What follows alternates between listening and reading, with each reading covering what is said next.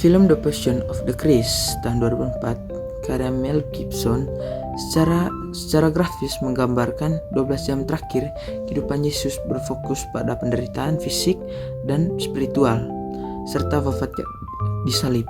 Film ini menjadi representasi visual dari teologi Kristen mengenai pengorbanan, kasih dan penebusan dosa yang didasarkan pada narasi Injil dan visi mistikus. Jadi ini adalah beberapa analisis hubungan materi, sengsara, dan wafat Yesus dengan film ini. Yang pertama, penyiksaan fisik yang realistis. Film ini menonjolkan betapa brutalnya cambukan mahkota duri dan penyalipan menunjukkan kemanusiaan Yesus yang menderita secara ekstrim. Ini berbeda dengan film lainnya yang cenderung menyembunyikan kebrutalan fisik dan menegaskan penderitaan nyata yang dialaminya. Yang kedua, kasih, pengorbanan, dan penebusan. Tema utama film ini adalah Yesus yang rela menderita dan wafat untuk menanggung dosa umat manusia, menggambarkan kasih yang tidak terbatas. Ini sejalan dengan ajaran bahwa Yesus mengorbankan dirinya untuk memberi kesempatan hidup abadi bagi manusia. Yang ketiga, peran iblis dan perlawanan. Iblis digambarkan hadir sebagai penggoda yang mencoba menggagalkan misi keselamatan Yesus. Yang konflik spiritual di balik penderitaan dan fisik Yesus. Yang keempat, kepatuhan dan misi Yesus. Film ini menunjukkan Yesus yang taat kepada kehendak Bapa, memilih untuk melanjutkan sengsara dan wafat daripada melepaskan diri. Yang kelima, pertobatan dan pengkhianatan.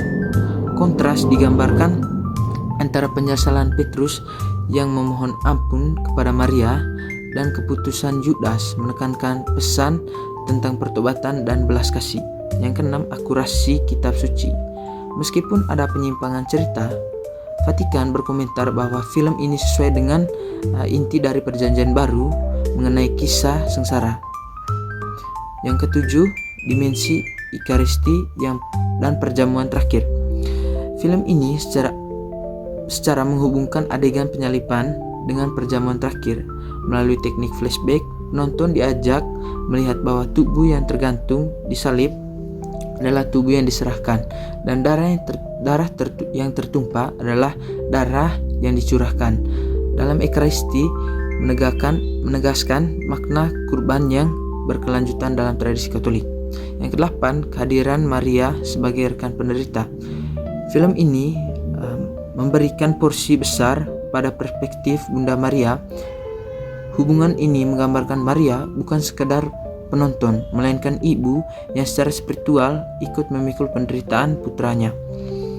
Memperdalam pemahaman teologis tentang ketabahan dan penyerahan diri. Yang kesembilan, keheningan dan ketaatan mutlak. Di tengah hiruk pikuk kekerasan, Yesus digambarkan lebih banyak diam. Ini mempresentasikan nubuat Nabi Yesaya tentang hamba yang menderita yang tidak membuka mulutnya, menunjukkan bahwa kematian Yesus adalah sebuah kesetiaan dan ketaatan penuh pada rencana penyelamatan Allah Bapa. Yang ke-10, penggunaan bahasa kuno.